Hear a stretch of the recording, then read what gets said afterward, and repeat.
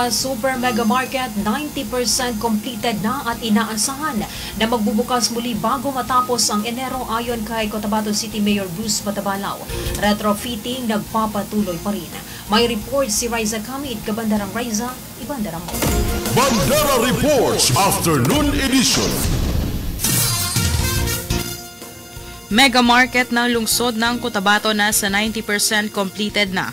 Ayon kay Mayor Bruce Matabalao at maaari nang gamitin muli o magbukas muli bago magtapos ang buwan ng Enero.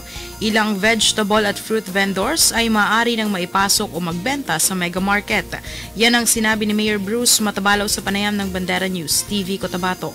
Ayon sa alkalde, nasa 750 na mga vendors ng gulay at prutas ang maaari nang magbenta sa market kapag natapos na ang ilan pang retrofitting. Habang sa kabuuan naman ang Mega Market ay inaasahan na matatapos sa lahat ng retrofitting bago magtapos ang taong 2024. Bandera Live Report. Well, we are hoping that by the end of this month, yung ating mga vegetable at fruit vendors ay maipasok na natin doon sa matatapos na portion ng Mega Market. Dahil tuloy-tuloy pa rin yung ginagawang retrofitting.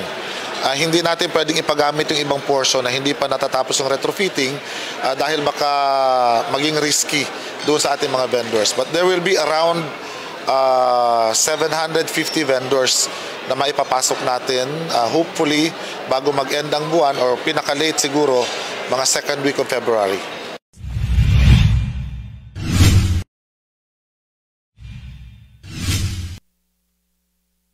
Bandera Live Report.